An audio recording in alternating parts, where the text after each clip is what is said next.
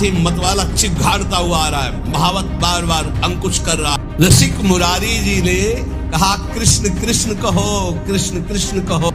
घुटने टेक दिए हाथी ने, मस्तक रख दिया। ये है कान में भगवान नाम दिया, गले में माला बांध दी और कहा सुनो तुम्हारा नाम गोपाल दास है। आज मतवाले हाथी को चेला बना लिया। राधा वल्लभ श्री हरिवंश। तो आज हम गुरुदेव भगवान के मुख से सुनेंगे कैसे रसिक मुरारी जी ने एक मतवाले पागल हाथी को महान दिव्य भक्त बना दिया और उसको भगवान श्री कृष्ण का दर्शन भी कराया। तो आइए हम सुनते हैं श्री गुरुदेव भगवान के मुख से। राधा वल्लभ श्री हरिवंश।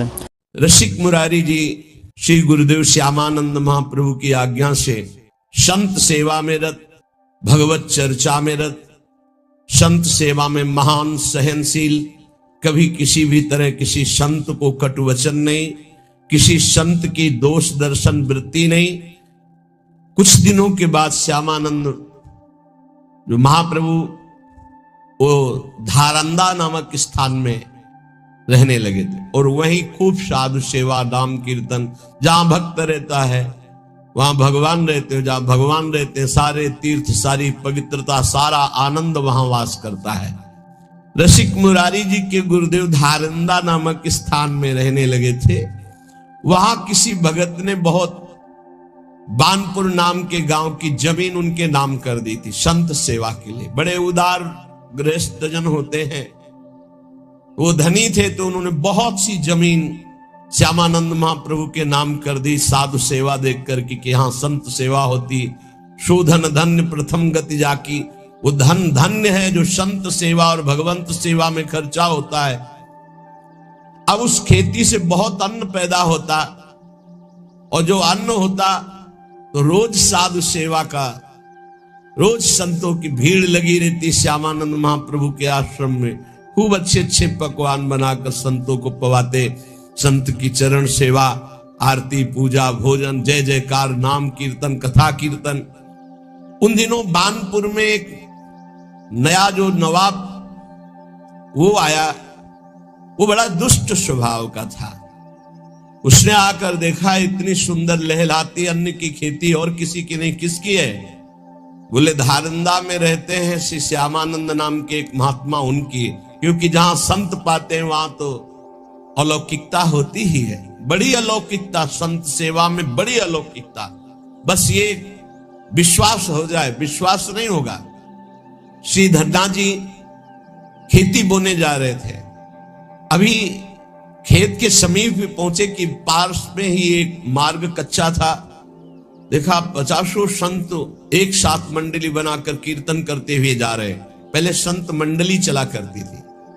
दौड़ के गए, प्रणाम किया और कहा महाराज हमारे अहोभाग्य, गांव तो यहां से दूर है, पर यदि आप कुछ क्षण रुके तो बाजार यहां से नजदीक है, मैं कुछ लाऊं और आप पाओ। नवीन अवस्था, संतों के प्रति ऐसा अनुराग, ये दैन्यता देखकर संत जन बैठ गए और काम कीर्तन करते हैं, जाओ तुम ले आओ। तो जो बीज गेहूं के बोने के लिए ले गए थे, वो बीज बाजार में बेच करके और वहां से मीठा लाए, संतों को जलपान कराया, मीठा पवाया, बड़े प्रसन्न हुए। संत जन पाकर नाम कीर्तन जय जयकार करते हुए चले गए। अब इन्होंने कहा कि घर में मां डांट लगाएगी अगर ये पता चल जाएगा। ऐसे ही खेत जोता, ऊपर से पहटा लगा दिया, मानो खेत बो गया। घर गए, खेत बो गया है, बहुत बढ़िया जगह बीज बो गया। अब खेत में तो एक दाना नहीं डाला था, इसलिए देखने ही नहीं गए। 20-25 दिन बाद पड़ोस का किसान आया, उसने कहा कौन सा आप उर्वरक लगाए थे आप अपने खेत में?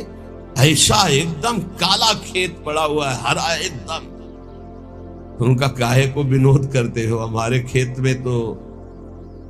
उन्होंने कहा तुम्हें विश्वास नहीं, तुम चल के देख लो।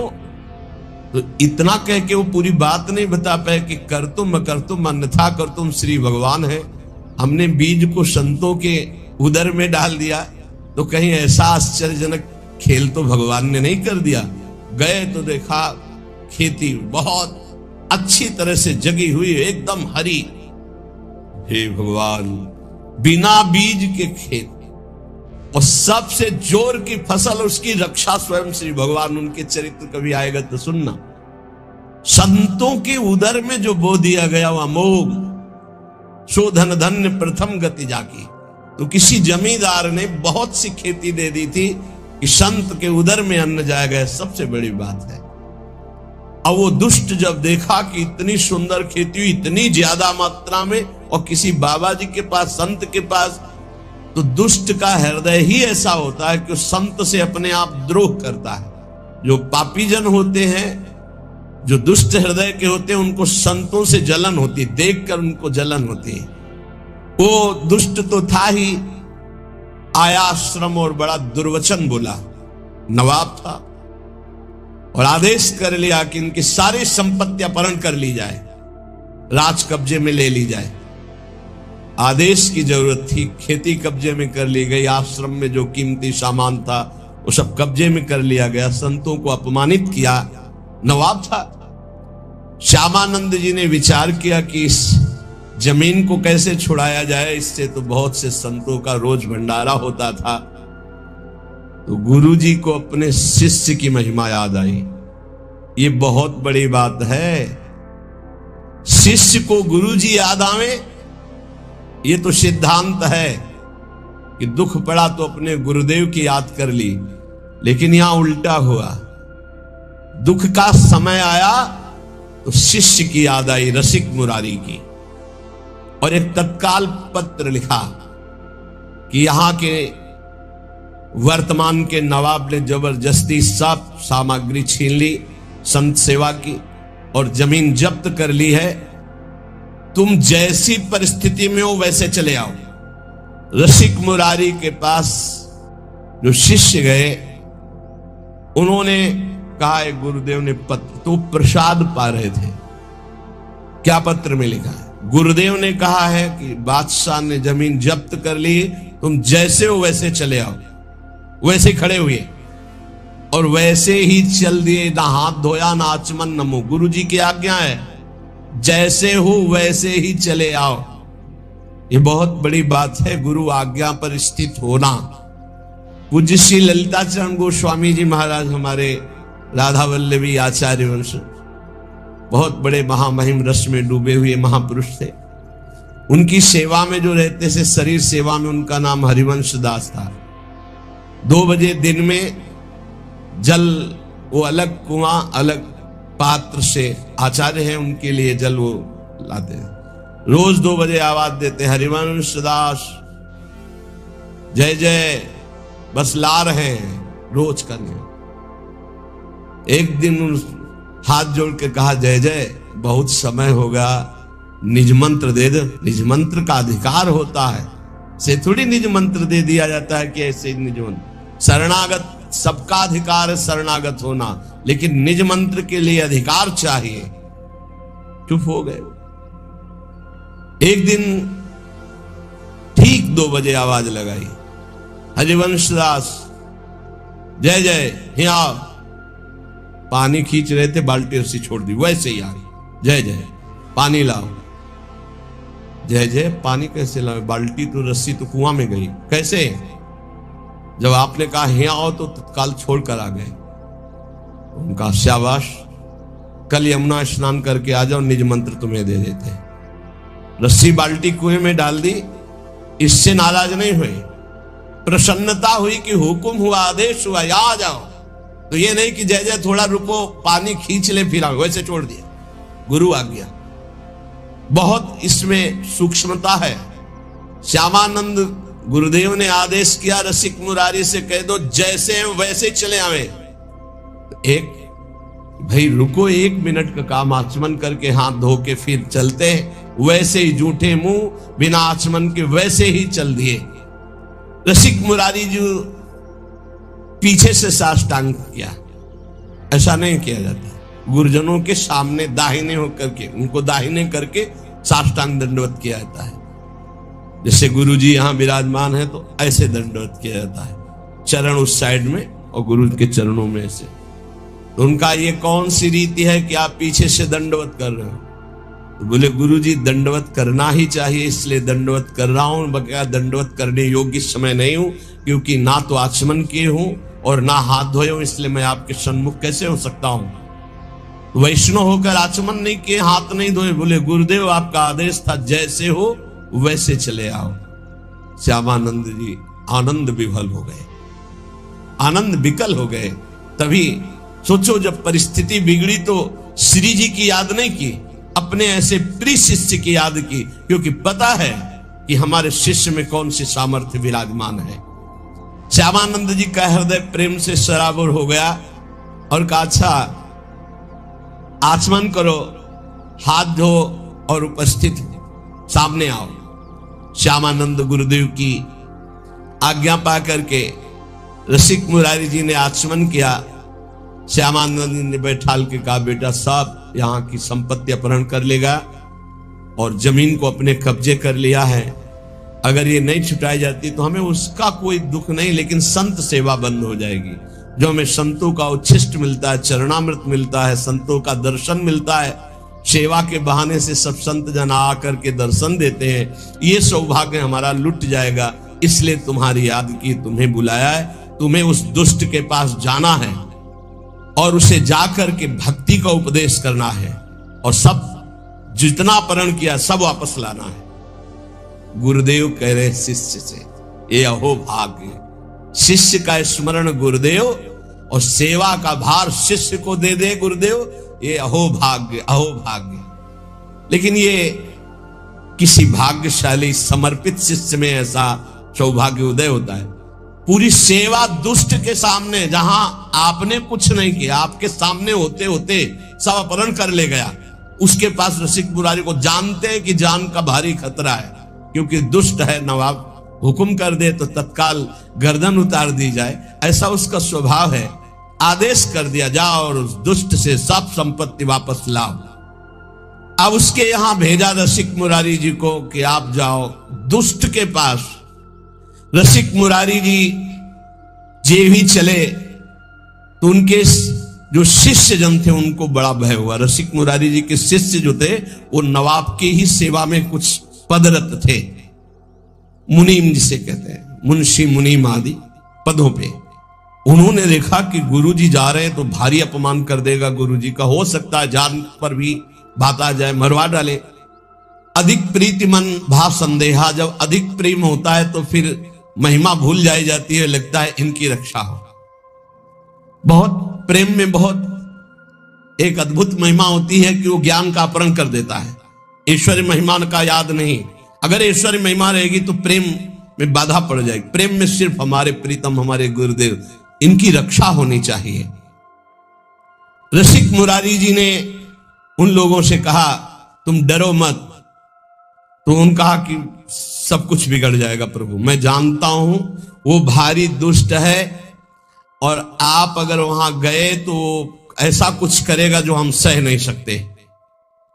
उन्होंने कहा, संतों की चरण सेवा की है, गुरुदेव की सेवा में जा रहे हैं, वैसे तो अमंगल होगा नहीं, अगर हमारे प्राण भी निकल जाएं तो मंगल ही होगा, मुझे अपने गुरु की सेवा में कदम पीछे नहीं हटाना। तो उन्होंने कहा कि 2-4 दिन आप रुक जाइए, बात हम सब संभाल देंगे, 2-4 दिन आप छिप जाइए और वहां मत जाइए।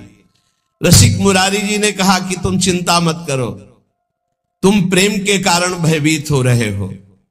रसिक मुरारी जी को 3 दिन उन्होंने जबरदस्ती प्रेम से विवश करके अपने पास रखा। फिर आदेश आया कि सुना था कि रसिक मुरारी जी आ रहे, नवाब का आदेश आया अपने मुंशियों के पास। वो अभी तक हमारे पास नहीं पहुंचे, उनको ये भी पता था कि ये लोग उनके शिष्य हैं।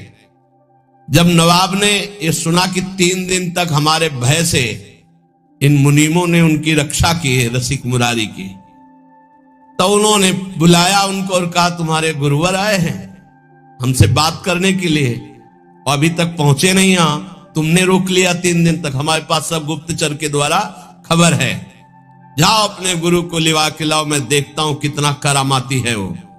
नवाब ने जब ये बात कही तो रसिक मुरारी जी ने कहा कि तुम भयभीत मत हो, मैं भी देखता हूं कैसा दुष्ट है। आज तक तो हमने दुष्ट के दर्शन नहीं किए, साधुओं के दर्शन किए हैं, आज दुष्ट के दर्शन करने का हमें गुरुदेव के द्वारा, तो आज मैं देखूंगा कि दुष्ट किसे कहते हैं। तुम चिंता मत करो, उसमें जितनी दुष्टता भरी गुरुदेव के प्रताप से उतनी साधुता।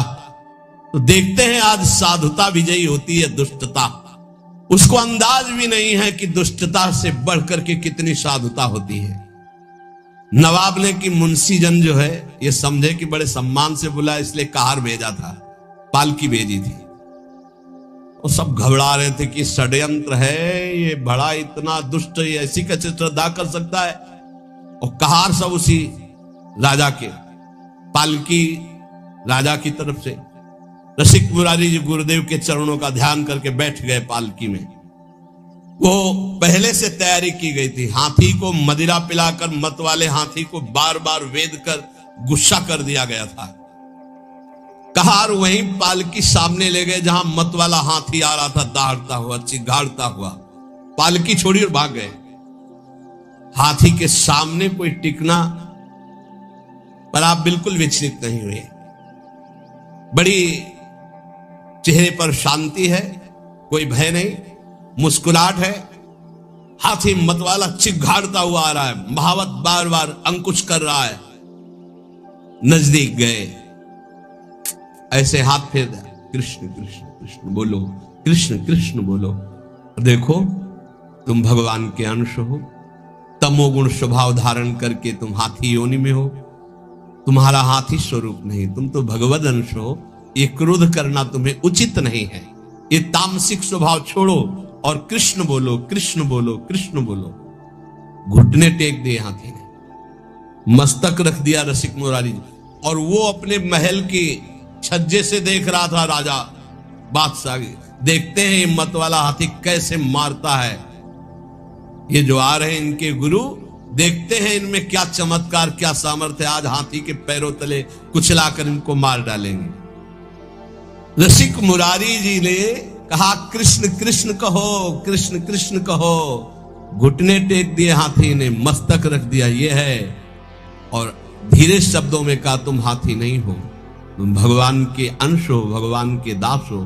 तुम्हें तमोगुणी स्वभाव उचित नहीं है, तुम अपने स्वरूप में आओ। हाथी को उपदेश दिया तो हाथी घुटले टेक दिया। और केवल घुटले ही नहीं, रसिक मुरारी जी के चरणों में सर रख दिया उस मत वाले हाथी ने, और अश्रु प्रवाह करने लगा। अत्यंत प्रेम से ऐसे दुलार कर रहे रसिक मुरारी, और चरणों में ऐसे मस्तक रखे अश्रु प्रवाह कर रहा है। तब आपने भक्ति का उसके हृदय में दान किया। और संतों के पास तुलसी की माला रहती है, तत्काल बड़ी माला जो 108 गले में ऐसे बांध दी, मानो शिष्य बना दिया। कान में भगवान नाम दिया, गले में माला बांध दी और कहा सुनो तुम्हारा नाम गोपाल दास है आज से। मतवाले हाथी को चेला बना लिया। अरे जब मतवाले मन को चेला बना लेते संत जल, तो हाथी क्या है? सबसे बड़ा मतवाला हाथी मन है, किसी की कोई भी अंकुश बात नहीं मानता। गले में तुलसी की माला पहना दी, कान में कृष्ण नाम सुनाया और कहा तुम्हारा नाम गोपाल दास है। और वो ये सारा का सारा दृश्य राजा देख रहा था। उसे देख करके अब रहा नहीं गया कि ये कोई चमत्कारिक महात्मा है, और कोई जादू तमाशा चमत्कार नहीं था, तो भगवान नाम का बल है। नवाब अब रहा नहीं गया, दौड़ता हुआ आया और श्री चरणों में गिर पड़ा, लिपट गया और कहा मुझे क्षमा कीजिए, मैं संतों का प्रभाव नहीं जानता था, मुझे क्षमा कीजिए। ये संतों के प्रभाव से दुष्टों का भी परिवर्तन हो जाता है। जितनी जमीन जब्त की थी वो तो वापस कर ही रहा हूं। कई गांव की और जो जमीनें हैं राजकीय विभाग के द्वारा अपहरण की, वो भी मैं दे रहा हूं। वो जमीन दी और कई गांव की और जमीन दी, और हाथ जोड़कर बोला कि मेरे बड़े भाग्य उदय हुए, मेरा पुण्य का पासा पड़ गया, क्योंकि आप जैसे महान संत के दर्शन हुए। गयो चरणों में लिपट करके, रो करके, भाव से। ये देखो परिवर्तन है। संत दरस जिम पातक टरे, सिद्ध संत भगवत मार्ग के शुद्ध भक्ति से युक्त हृदय वाले तो दर्शन मात्र से दुष्ट नवाब की बुद्धि बदल गई। यही संत का चमत्कार होता है। लौंग इलायची निकाल देना, नारियल का फल निकाल देना, ये तो जादूगर बहुत अच्छी तरह से कर देते हैं। संत का जादू क्या है? मलिन मन में भगवान की भक्ति जग जाना। मलिन आचरण करने वाले का परिवर्तन होकर श्री भगवान के नाम रूप लीला धाम में ये संत का चमत्कार जो कहीं नहीं हो सकता, कोई नहीं कर सकता। ये सबसे बड़ा चमत्कार संतों का होता है कि वो मलिन मन को निर्मल बनाकर भगवान में लगा देते। संत दरस जिमि पातक टरहि, संत संग हुआ तो संत संग अपवर्ग कर, कामी भव कर पंथ। संत का संग मोक्ष प्रदान करने वाला। देखो दुष्ट राजा का परिवर्तन हो गया। रसिक मुरारी जी ने कृपा करके गजराज का नाम गोपाल दास रखा, भक्त गोपाल दास। अब वो गजराज पीछे पीछे जैसे गाय के पीछे बछड़ा चलता है, ऐसे रसिक मुरारी के पीछे पीछे चल पड़ा। अब तो बड़ा आनंद, संत सेवा होती, प्रसाद जूठन मिलती गजराज गोपाल दास जी को, बड़ा भाव। संत समाज जो संतों को देखते थे ही आगे के पैर तोड़कर घुटने के बल होकर प्रणाम करते हैं। वैष्णव है, चेला है रसिक मुरारी जी के, गोपाल दास नाम। जहां किसी संत को देखते बस घुटने टेक देते और माथा रख देते। अब वो बंजारों के यहां बोरे के बोरे चावल दाल आदि लाद कर संतों की जमात में जो लाने होते, तो चलो गोपाल दास सेवा है, संत सेवा। तो बस जितना भी जो कुछ है वो सब लाद करके गोपाल दास के संत सेवा की सामग्री। कैसा जीवन बदल गया। संतों की जूठन पाते हैं और संतों की सेवा में।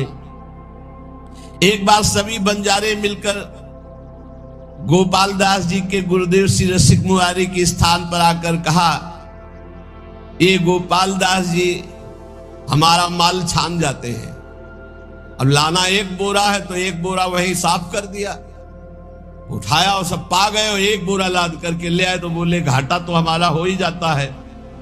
गोपाल दास जी का नियम था कि कभी स्थान में कोई विशेष महोत्सव, भोज भंडारा हो, संतों की पंक्ति हो, तो जब सब संत भोजन पाके उठ जाते थे तब आप वहां जाते और चाटते थे संतों का शीत प्रसाद।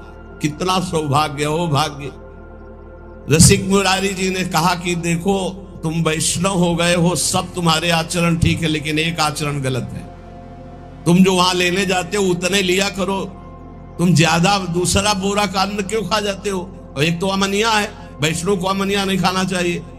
तुमको आज से अमनिया नहीं खाना और ऐसे नहीं लेना, जब तक मिले ना प्रसाद तब तक नहीं पाना। गोपाल दास जी ने उसकी समझ में आ गया। श्री रसिक मुरारी जी ने कहा, बेटा जबरदस्ती कुछ भी खाना है पाप है वैष्णव का। ऐसा नहीं संस्कार होता है कि किसी के खेत में गए हो, किसी की दुकान से सामान, ऐसा नहीं। गोपाल दास जी ने घुटने टेक करके ऐसे गलती मानी कि मानो क्षमा कीजिए गुरुदेव, आगे से कभी ऐसी गलती नहीं होगी। अब तो संत सेवा में और भगवत उच्छिष्टामृत में बड़ी रति हो गई गोपाल दास जी की, जो हाथी गजराज थे। सब संत इनको खूब दुलार करते। चलो गोपाल दास आज वहां चलते हैं। सूंड में चढ़ाया, पीठ में बैठा लिया, संत सेवा घुमा घुमा के। और संत भी बड़े मौजे, 5-5, 10-10 संत बैठ जाते, गोपाल दास जी घुमा रहे। कितना सौभाग्य प्राप्त हो रहा है। गोपाल दास जी का संत सेवा का बड़ा चाव, जैसा संत आदेश करते वैसा ही करते। ये कोई बड़े भाग्यशाली जीव होंगे जो ऐसा सौभाग्य प्राप्त हुआ। नहीं, संत सेवा में अनुराग होना बड़ा कठिन है। कोई संत कहते, भाई गुरु भाई गोपाल दास आज फूल गोभी पाने का मन है। गए बाजार में गए, फूल गोभी की तरफ सूंड करते ऐसे, और जब उसकी तरफ देखते तो चाहे श्रद्धा हो चाहे ना हो, बड़ा तिलक लगा रहता था, कंठी बंधी हुई। और जो एक फूल गोभी देता फौरन अपने पास रख लेते, खाते नहीं। जो संत कहते वो मांग के लाते भिक्षा की तरह। दुकान में खड़े हो गए, अमुक सामान की तरफ सूंड करते, तो उसकी हिम्मत ही डोल जाती अपने आप। तो उनको जो देते वो ला के संतों को पवाते। यदि कोई जरा सा आनाकानी करता तो जो ही हुंकार मार के सूंड ऐसे करते तो हाथ जोड़ के खड़ा हो जाता। सामान ला के संतों को हाँ, संतों के मुख में जाना है। जैसे हरिपाल जी का चरित्र आता था, भाला लेके खड़े होते थे, जिसको धनी को देखते भाला ऐसे केवल दिखाते थे और सब लेकर के संत सेवा में लगाते थे, संतों को पवाते। आप पिस्तौल दिखाकर मत संत सेवा कर लो। उनकी निष्ठा, उनका उस समय भाव बहुत जोर का था। शूल फुनकार करके फटकार दे देते, डर जाता। कभी गोपाल दास जी से जैसे संत कहते कि हमारा चला फट गया है, लंगोटी कमजोर हो गई, जाते कपड़े की दुकान में सूंड रखते मार्किन में, वो बेचारा कितना दें अब हम, कितना आपको दें, सूंड से ऐसे कह के पूरा बंडल उठाते पीठ में रख